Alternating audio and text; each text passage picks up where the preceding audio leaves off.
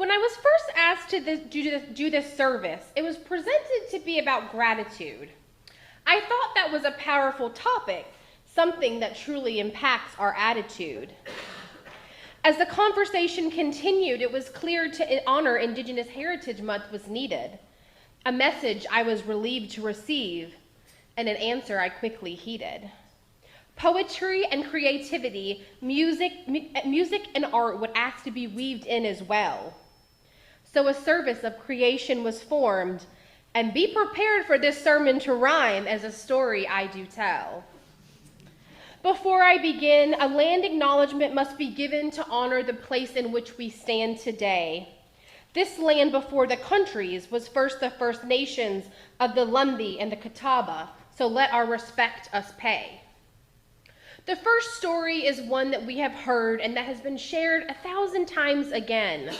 But the truth, it is far from the truth, so let us go to a time long ago that was way back when. The story of the first Thanksgiving is a story our country has told to warm our hearts, when in truth the story of natives and colonizers is a story of many tribal nations that were torn apart. While there was a meal and events that lasted 3 days in 1621, it was rooted in a short-term alliance that was soon destroyed. The Wampanoag chief, Massasoit, had decided to form an alliance with settlers out of necessity and mutual need, so the decision was deployed. The Wampanoag offered an alliance for food, peace, and many lessons and skills, but the alliance was short-lived as their land was encroached, their people mistreated, and ultimately killed. This led to King Philip's War, one of the deadliest in U.S. history, especially for Native lives. A harsh reminder to remember our history and not just stick it in the archives. Squanto of the Pawtuxet was another leading force, able to speak English and communicate and be a guide. But the very same settlers would take him captive, make him a slave, and send him to England over the great Atlantic Ocean side. When Squanto returned from across the pond in a foreign land where he had been held, he found most of his people dead from diseases from the English, and the conflict had only swelled. As you can tell, this peace and alliance didn't last much outside of the first Thanksgiving Day meal.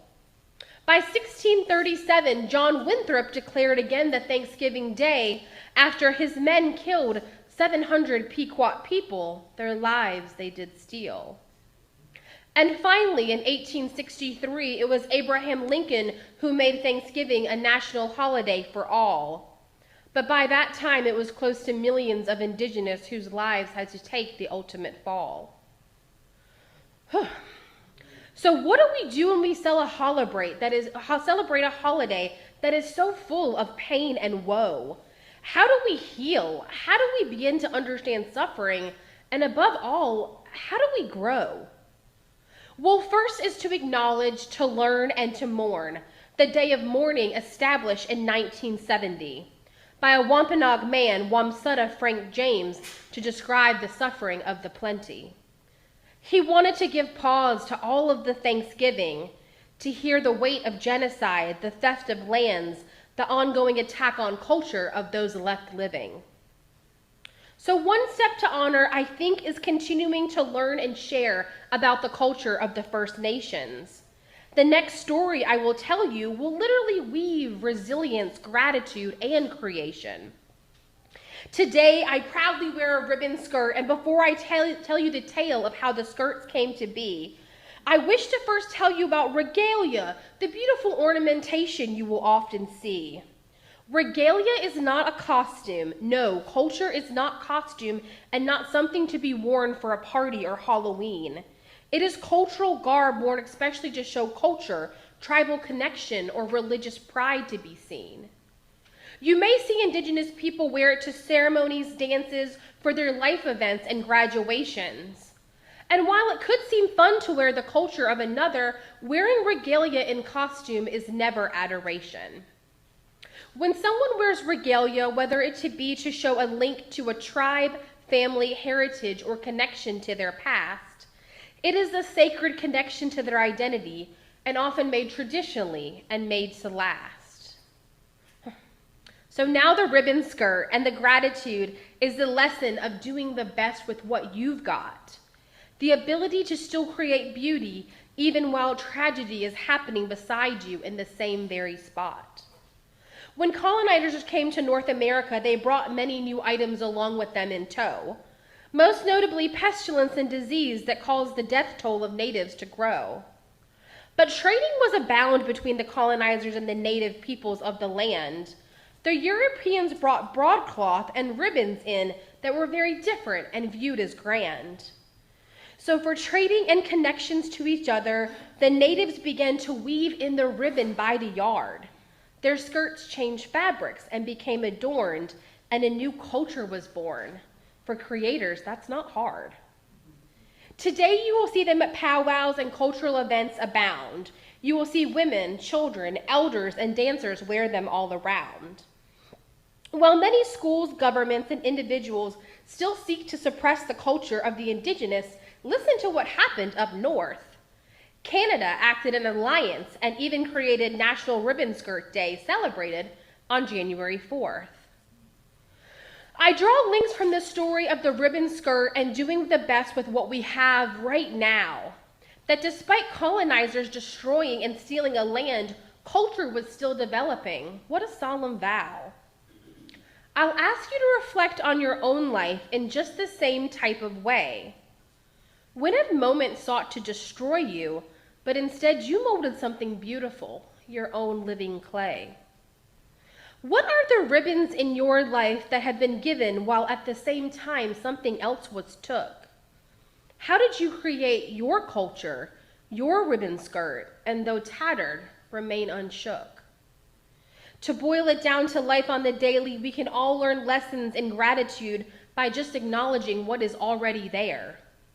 While it may not be what we always want, it can still hold deep meaning if we hold it with deep care. Take a moment now, and I want you to shout to the sky above.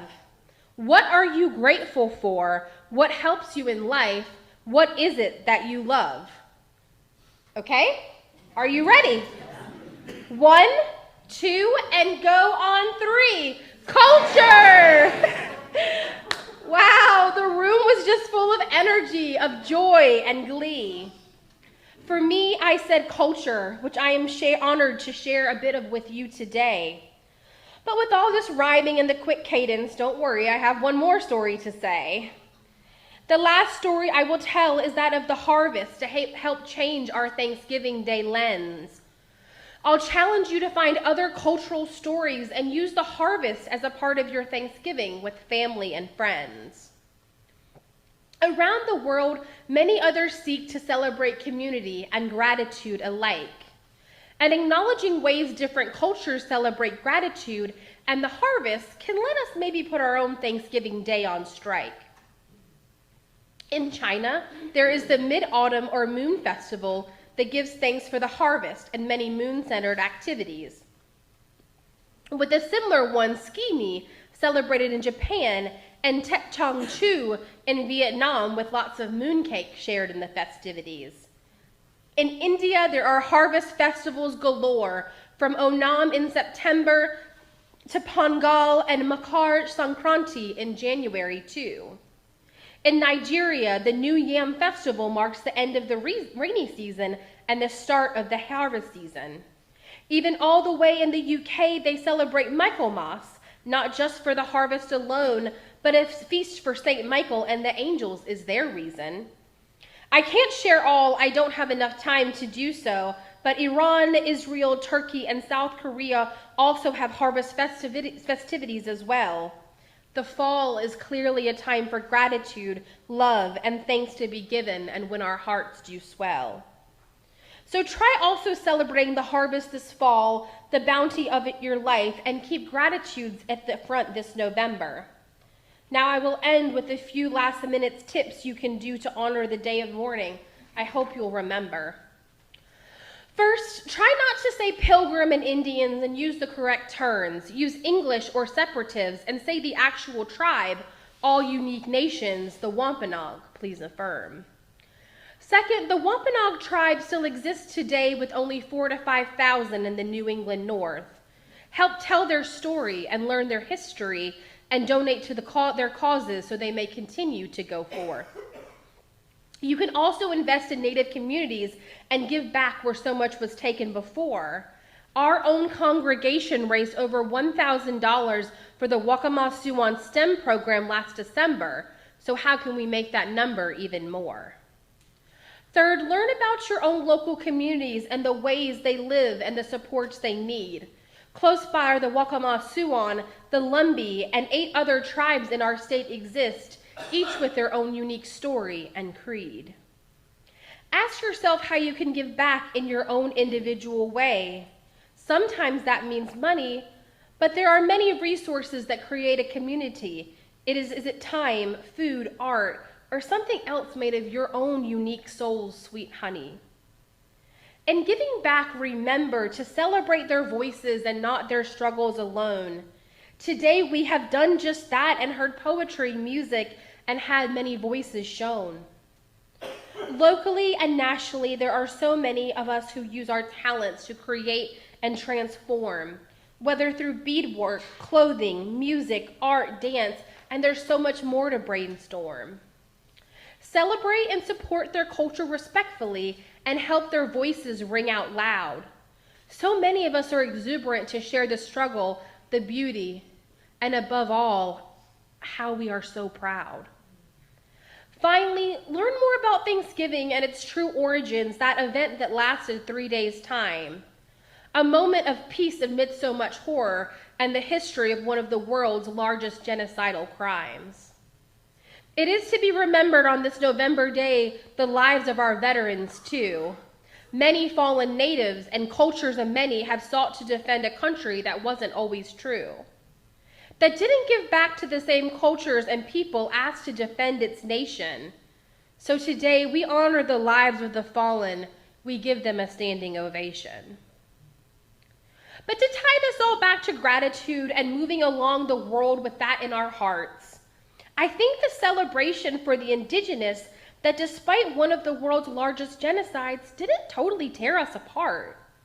I stand here before you with my mother, living testaments to the impacts of the stories that we do tell. And I'll charge my daughter and hers to continue and share her history and culture as well.